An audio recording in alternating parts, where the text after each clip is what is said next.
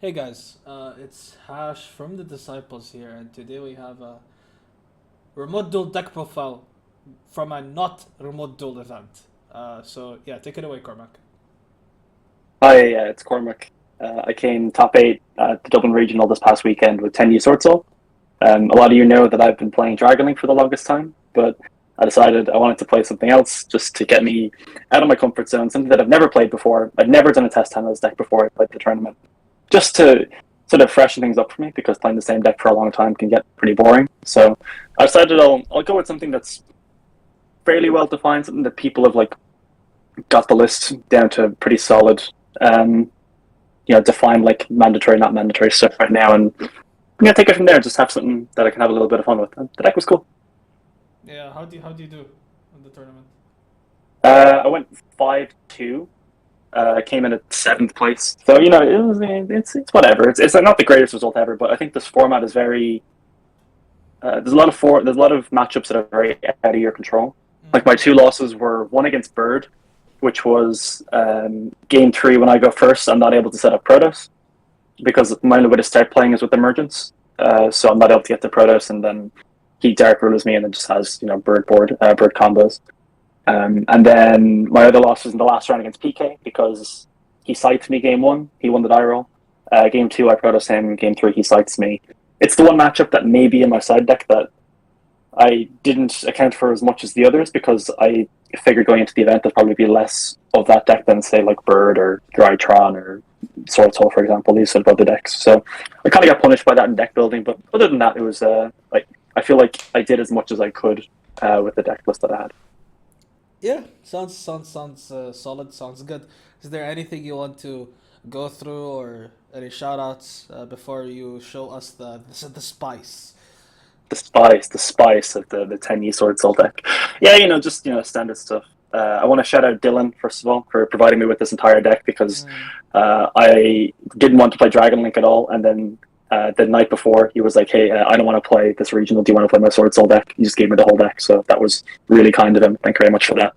I want to shout out Harbour because he was speaking to me a little bit about how to play the deck the night before. Like I didn't do any like test hands, but he spoke to me about like interesting things that you can do and why you can play some cards, and not play other cards, for example.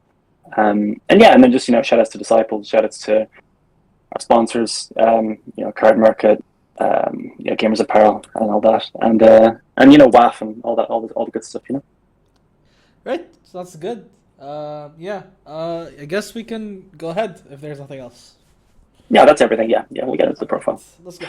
Yeah, it's pretty standard. I'll be honest with you. So a lot of people have seen a list similar to this, but the deck is kind of well defined at this stage. So It is. start with three Ecclesia. This card's like absolutely crazy, absolutely like mandatory three of. Like I know like some lists initially in the Tenyi version were playing like one copy, but this card's just so good. Like it's a starter. It's still a starter card going first. Like it's not quite.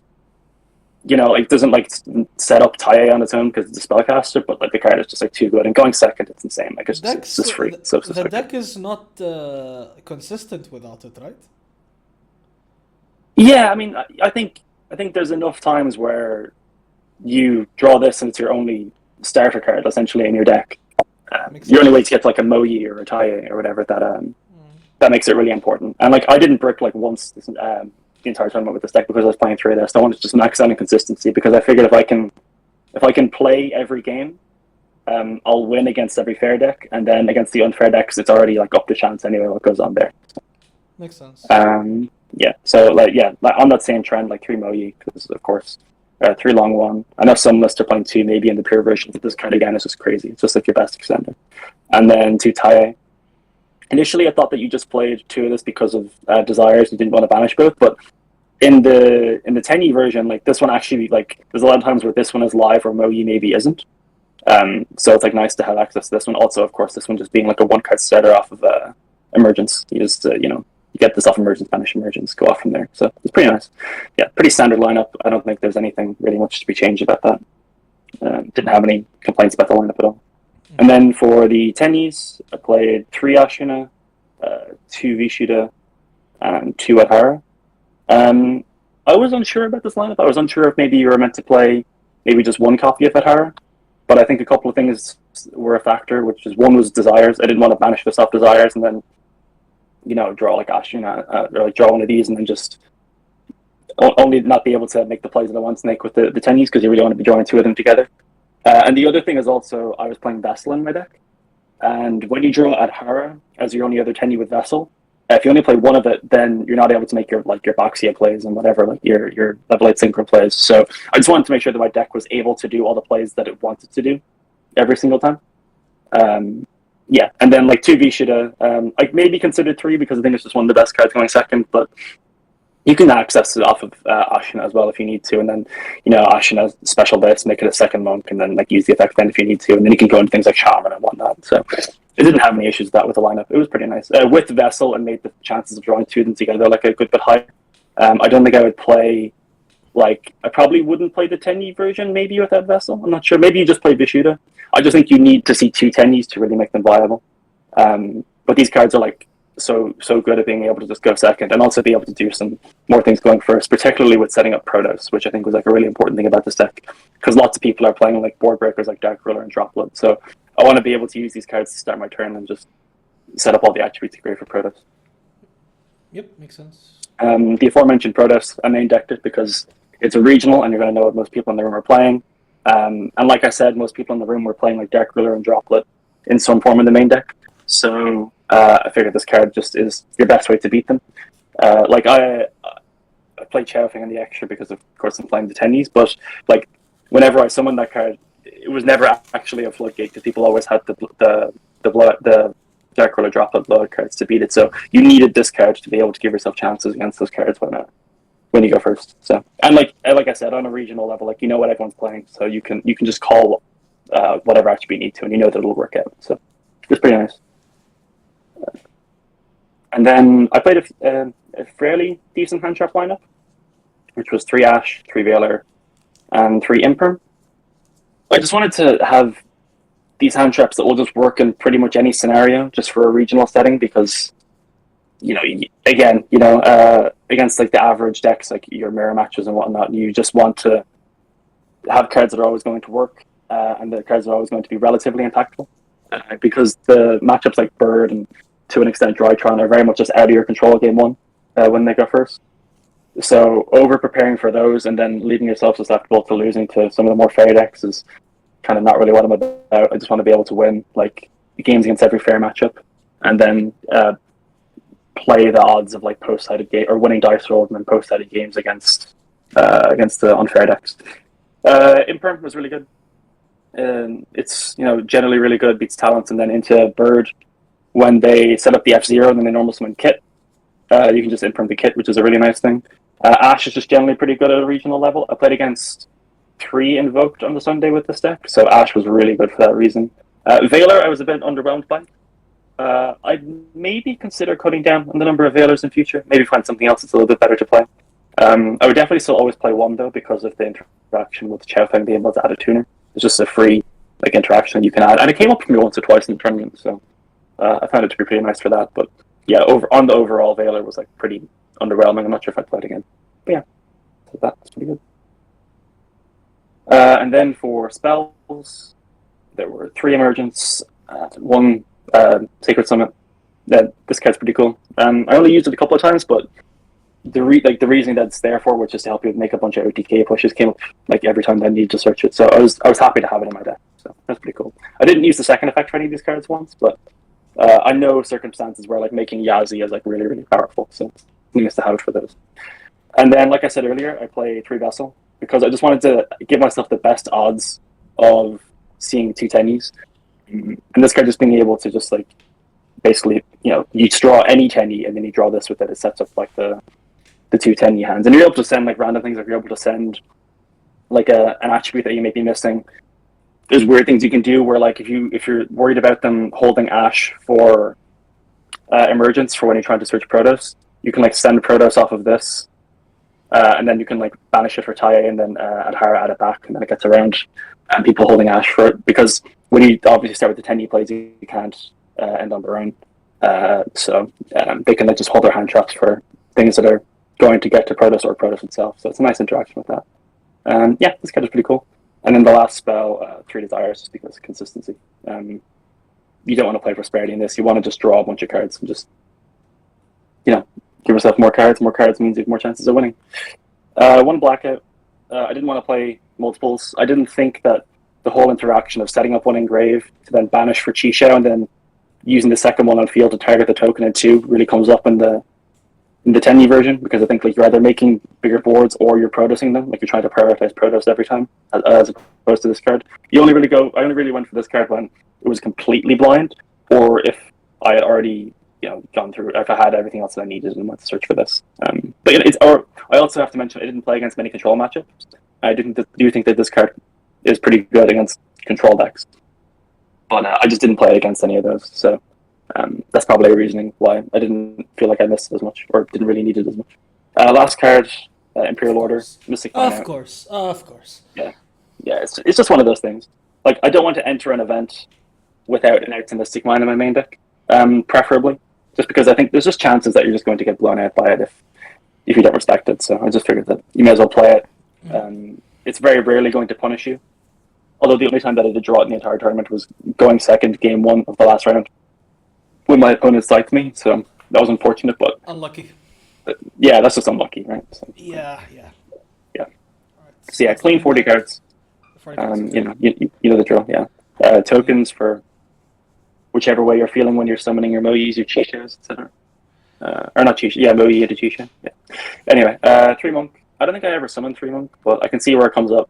Like in the line that I was saying before, where you start with Ashina going second into something, you Ashina summon Vishuddha, turn Vishuddha into the second one of these, and then use Vishuddha effect, and then you have 1 left for the rest of the game. So I can see where it comes up. 1 Shaman. This card's really cool. This card's really, really cool. So you set up a bunch of random pushes that are very nice. Yeah.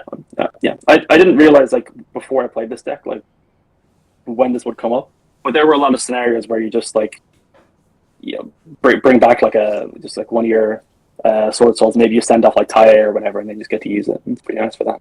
So that's pretty cool. It just locks you out of extra deck effects, except for Tenyi's, if I recall correctly. Although I forgot that round 1, which was maybe do a bit of an oopsie. And then 2 Chisho and 1 Zhengying. I only actually went into this once. There's only one scenario where I was locked into Worms, and then I actively wanted to make this, because I feel like just making this as part of your turn 1 board is pretty underwhelming. I'd kind of almost rather unless you set up Chisho with it, but my thing was more so I'm trying to just set up Protoss every time against decks. So a lot of decks I was playing against, like I said, I played against 3 Invokes and I played against a Drytron. You're calling a light, so Chisho isn't on the board anymore. So this banish something for Chisho and then triggering this doesn't really come up in those matchups. It comes up more against things like PK, for example. But yeah, I never got to that stage because, again, I just Protoss call Dark against PK if I know what they're playing. But yeah, this card's cool. When I played against Swordsoul with Dragon Link on the Saturday, this card was the pain of my existence because your whole deck just triggers this. So I can see where it becomes really, really good. And then played Yazi. I only ever summoned this once, and it was just to sit on it when my hand was Ashuna and the long one, just so that I could summon it and then just freely attack into my invoked opponent, because I didn't have any other engine and they weren't able to out this. So it ends up winning me the game because it was just really good. And they couldn't deal with it, and then they TK-booed me, and I was like, okay, cool, I'll just sit on this because you can't do anything. So those people. Subaxia. I don't think I ever actually used the spin effect of this card, but it's obviously crazy. This card's insane. You absolutely go through it. You do go through 2 a lot, at least theoretically, because you use 1 for your turn 1 play very often. So yeah, this card's very cool. And then Dragite, never summoned, was pretty cool. Draco Berserker, I summoned this twice in the same round against Bird. But outside of that, I didn't really summon it. But this card's cool. It's really cool when they go Warbler and just go, okay, cool, banish it. So it's nice for that because it turns off probably their best first play. Because obviously don't get to summon the other one from hand. So it was nice for that. Chaofeng, like I said earlier. I summoned this card a bunch of times. It never had an impact on the game state because they always had Dark Ruler Droplet. The most impact this card ever had was when I summoned it, and then I went Protoss Call Light Poplets that I could search Ecclesia for follow-up for my next one. So that was pretty cool. That was something. Ruddy Rose. It never came up because I never got to a stage in a game where my opponent had summoned DPE and then like they'd use the DPE and then I could be able to summon this and then banish the whole grave. The only time that anyone summoned a DPE on me was to pop Scythe, so never really got to get to this stage, but it's cool. I play it again. And Barone, because Barone is standard. Barone is a very good card. Yeah, that was the extra deck. I don't think I'd change anything. Maybe there's maybe one slot you could maybe mess around with, but I'm not really sure what I'd play. I don't think I missed anything like a Crimson Blade or like it's just. I think the slot is probably maybe the third monk. I think the third monk is maybe like questionable, but it's not like mandatory thing to play. But it was like I didn't know what I wanted to play in that slot, and I'd rather just have the third monk in there and then have it there and not need it rather than need it and not have it. So, yep, makes sense. And then side deck. Side deck is when I think I made a few missteps. I'll go into it in a second. 3 draw, just because it's kind of necessary between Bird and Drytron just existing. Even though Drytron has fallen off a bit, it's just mostly just Bird. You just have to play for that. Then I played 3 Gamma and 1 Driver. I got to 10 cards in my side deck, and then I was like, right, okay, what am I going to fit the last 5 cards? And I put 3 Gamma, 1 Driver, and 1 Pank. Just because I wasn't really certain of what I wanted in those slots. And when I was unsure, I just wanted things that were just generically quite good into a field, like a pretty wide field. Like Gamma is just like one of the best hand traps against most decks, to be honest with you. And I played against 3 Invoke, like I said earlier, so Gamma was really good in those matchups. And then Pank was just like I had 1 slot left, and I didn't really know what I wanted in there, so I was like, I'll just play this because I think it'll come up against like some sort of controlling decks, like play against random stuff like Geist or whatever, for example. Like that'll always exist somewhere. This plus Engine allowed me to break a Drytron board going second somehow, so that was like kind of cool. That's crazy. What the fuck? Yeah. It was kind of wild. It's pretty cool. So I didn't have a problem with the card, but I would going back, I would play more things to deal with this combo because the rest of my side deck, as you'll see here, is just mainly for control. Because of my siding plans had me taking out 7 cards that were bad against control decks. So I'll go into these now. It's 3 Lightning Storm, 3 Evenly Matched, and 1 Red Reboot. So I wanted Lightning Storm just because it's just going to be good against all the Eldritch set decks or whatever. If they anti-spell me, they anti-spell me, but I see the trend for most of those decks is mostly just playing Tikaboo or whatever. Anti-spell wasn't as much of a floodgate in those decks. And then Evenly was a similar thing where I didn't feel comfortable playing a card like Cosmic because I feel like that real trap cards, the ones that aren't just floodgates, can be actually quite impactful against your deck. If you just don't interact with them, you just let them use them when they want. So holding a Cosmic for a floodgate and you still losing to their other random back for punishments or whatever is I think it's a bit too common of an occurrence. So I wanted something that was a bit more broad, far reaching, and then your deck can live with them keeping the 1 floodgate sort of card, because the decks that you're evenlying are usually so far behind after you evenly them that it doesn't really matter that much. It goes around out eventually. Red Reboot, again, it's just the best thing into control decks. And I also when I know my opponent on Bird is playing Featherstorm, I have to set this card in, because even though you have to say, okay, you have to draw hand trap to stop them in the first place and then draw the reboot, well, at that stage, you have to just play that your top trumps beat their top trumps.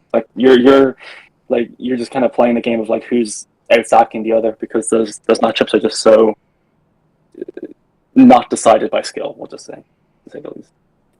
Looking back on it though, if I'd known I was going to play against 0 control decks, I'd probably cut Evenly, and I would look to play 3 Mystic Mine on the side, just because I think that card is just super impressive. And sure, a lot of decks will have Imperial Order in the deck going first post side, but they have to draw it before you go to kill them underneath it, which I think is it's more likely that you're going to be able to kill them after the turn they scythe you, or etc.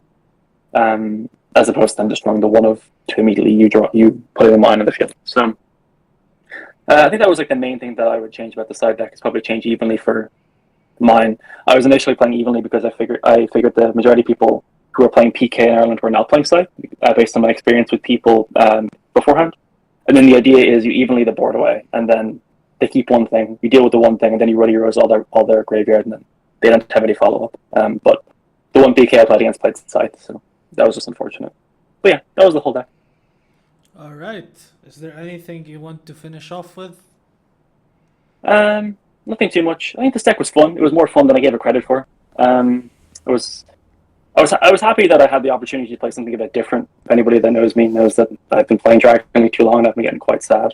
Continuing to play it, even if I haven't been like having bad results, that as you'll see probably later in this week when the Dragon League profile goes out, it's something that when you play something a bit too much, you want to try something a bit new, and this was something new to me. And playing something that I've never like done a hand with before entering the tournament. Like my literal first hand with this deck was game one or round one. It was like kind of a cool experience to do and just see how far it will take me. Like I put no expectations on myself apparently, basically. So it was nice for that. So Yeah.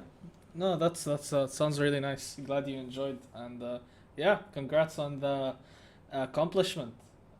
Yeah, I guess that's it. Thank you guys for yeah, watching. Make sure to follow us on all socials and check out our podcast because we talk about these tournaments, but in more depth because we have an hour. So yeah, thank you all for watching, and next time, bye bye.